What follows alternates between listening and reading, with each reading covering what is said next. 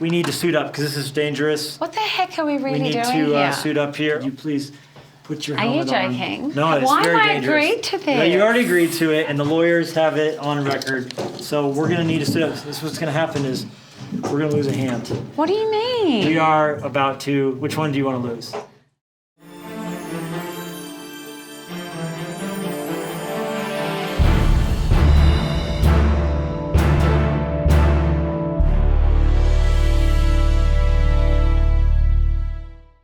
Alex, we're grateful that you'd come be on this show with us. It's kind of around the I Declare War theme. Yeah. And when you were a kid, did you ever play the game War, the card game War? I don't think so, but it could have been called another name in Australia. Okay, so how it works is we take a deck, and I think it's been shuffled, but we'll just give it one more, just for so you don't think there's anything funny going on. All right. Okay, so we deal it out. Yep. And while we're doing this, let me ask you this question. The heart behind I Declare War is basically that we can declare war on the version of ourselves we don't want to be, so we can stop sabotaging ourselves with our own bad behaviors. Yes. So just even when you hear that the theme and the kind of idea, what initially comes to your mind from your life? Negative self-dialogue. Okay. Like the constant battlefield of the mind. And if you're going to hear a voice in your head kind of yourself in a way that's criticizing, what is it going to generally tend to be? Yeah, you're dumb. You can't do this.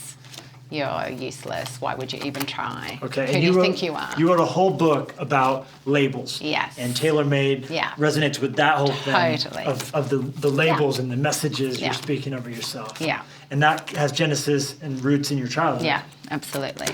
Okay, so when you think about that, and I know there's a story about just you finding out that your parents didn't plan you, but then finding out God's call and plan for your life. Tell us a little bit about that. Yeah, so like told I was not wanted. So then your brain goes to, well, I have no place being here. I'm not worthy to be here. I'm a reject. So then everything that became the filter of every decision. So because my mum was quite controlling and so just that physical abuse and everything, it couples all that and it solidifies, well, I must be a nuisance and I am horrible. Now it affects the fact that I can't make a decision on even how to pick an item of clothing because I may get it wrong.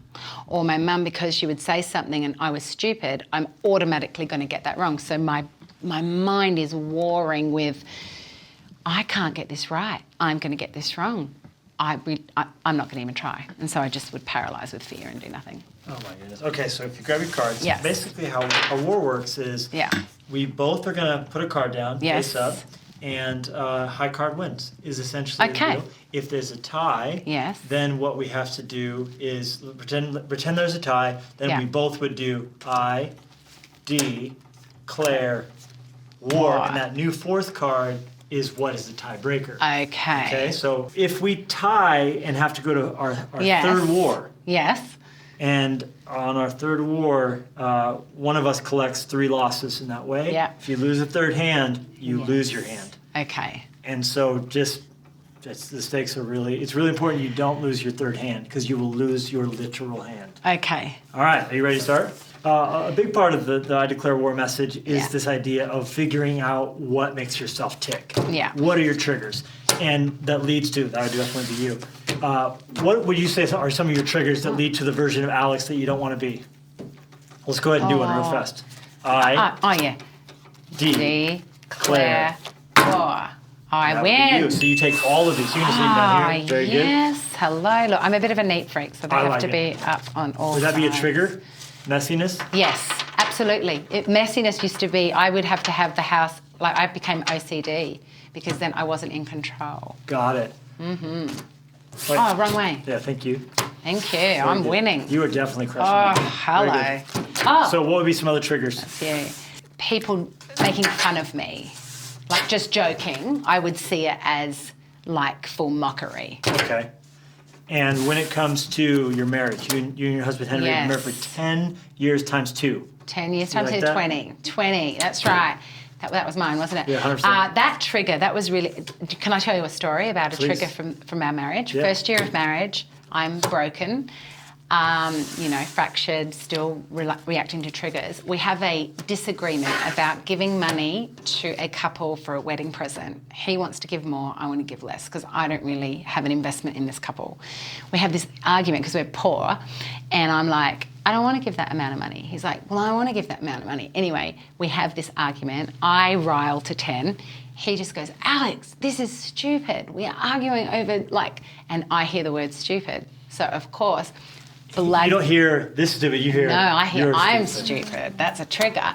So then I just literally storm out of the house. For an hour, I am out. I come home ready to fight because that's how we did things in our family, is that you would come, build all your ammunition, and then literally annihilate the person with words. But I come home to a front door poster board of 10 things I love about Alex from my husband. And it was the first time I'd ever been received with kindness and love when all I knew was how to have a physical, verbal fight with somebody that I loved. Okay, well, Henry's a boss. Yes, he is. And 20 years of that has learned. What he did was he diffused your anger. Yes. And the whole harsh word, stirs up strife, but a soft answer diffuses the wrath. That's right. And so that being able to help me, and so now those triggers, they don't affect me anymore. So how have you learned in catching yourself and grabbing the reins before you go into a direction you don't want to go? Yeah, absolutely. That's a good question. Well, the Bible talks about taking every thought captive. Good. So when I'm doing my makeup, that's normally when the enemy will come with thoughts. Whoa. And I'll literally be doing, and I'll just get barraged with battlefield of my mind. And that's when I just have to go, hold the phone. So in the past, I would let that linger for a day, 2 days, and 3 days, and it would become a huge mountain. Now it's an immediate taking captive and go, that's actually not true. Let's look at the facts. The facts are, that's ridiculous. That's a vain imagination. I pull you down, and you are going to be under the blood of Jesus. And so that's what I do. That's powerful. On a daily basis. Okay, well, we're going to pause right here. There's a recurring segment on the show that we call word association. So we're going to pause for things where they are. And I just want you to say the first thing that comes to your mind when you see the word delays. Beach.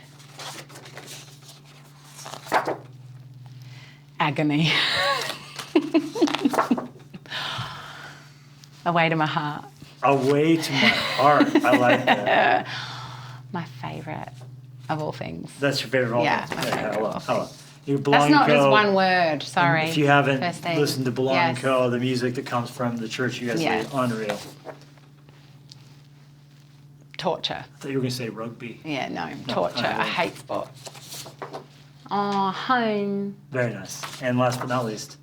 Oh, breakfast. There we go. All right. A little salty for my liking. All right. So continuing on here. What have you found are keys? Whoa, okay. This is getting real. I've only got 3 cards. No, you got a whole stack. Oh. Those are all yours too.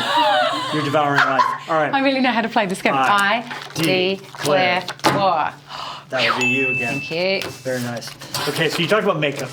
What are some things that are part of your game before the game routine that help you get ready for a day or key up for a big meeting or in our world, we're public speakers and presenters. What helps you get ready to show up at your best? Worship. Worship. Secret place. Are you singing in your heart? Actual music on an iPod? Actual music in an iPod. So in the morning, I will get ready to worship. And so I will...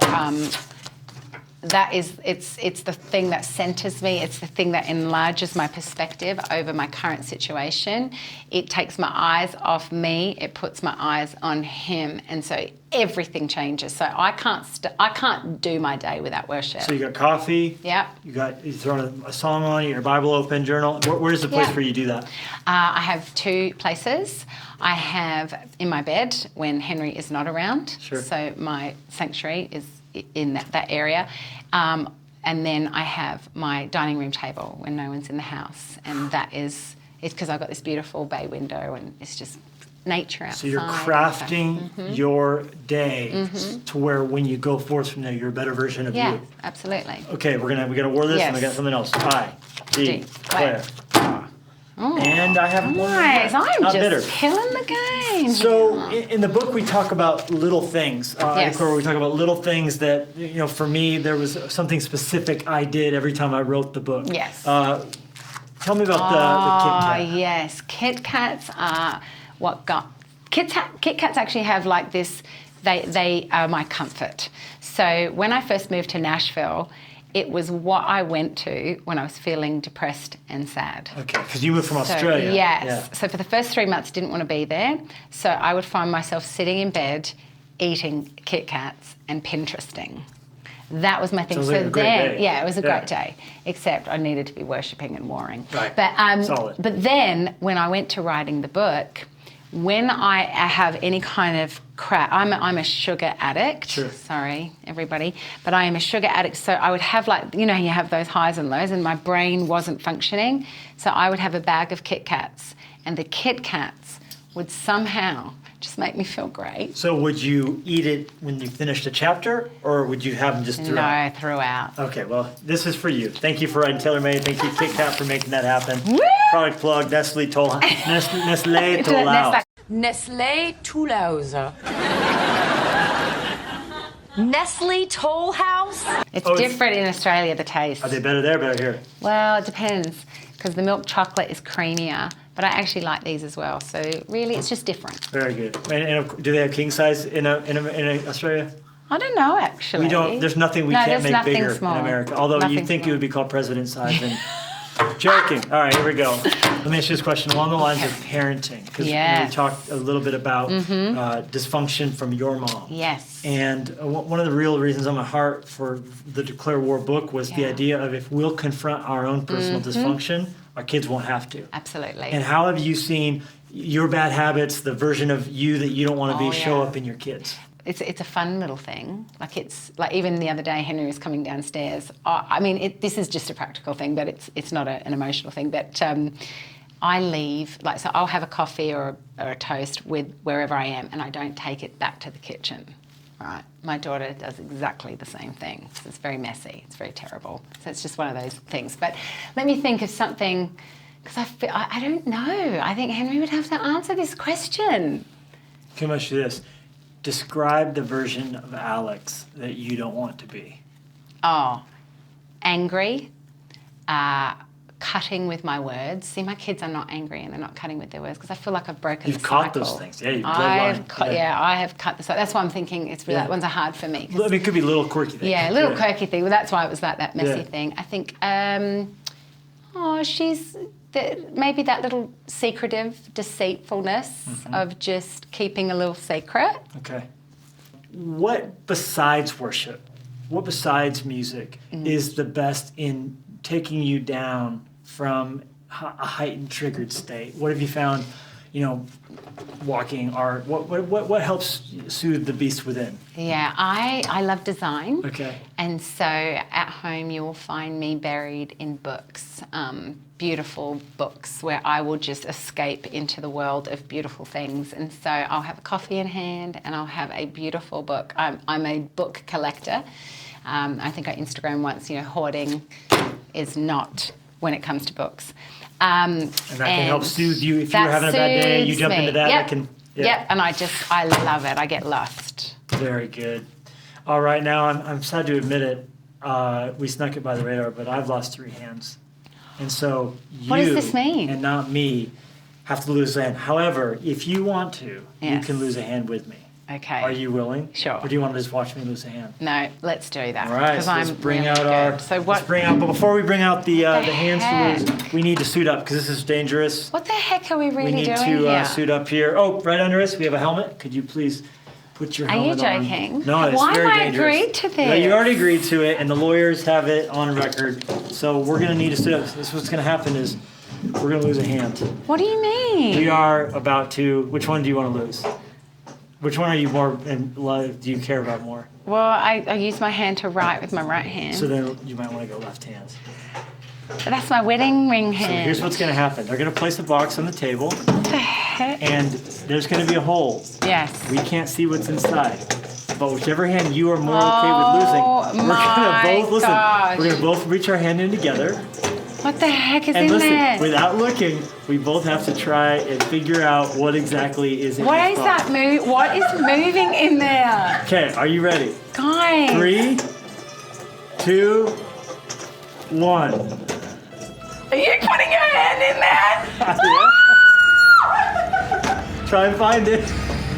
What do you have? What is that? Oh, there's a ball. There's a ball. What's... I'm gonna guess a hamster in a ball? A hamster running around in a cage? Oh my there's something gosh. furry in there. Something furry. I just took my hand out. I can see a little bit of the fur. What is it? Yeah, let's peek inside. Well, look over here. Oh my gosh. Oh, look over here. Look right over It's here. not alive. Okay, we're okay. Oh my gosh. Pastor, author, leader, Alex Seeley, you survived War with Friends. Thank you so very much for being on the show.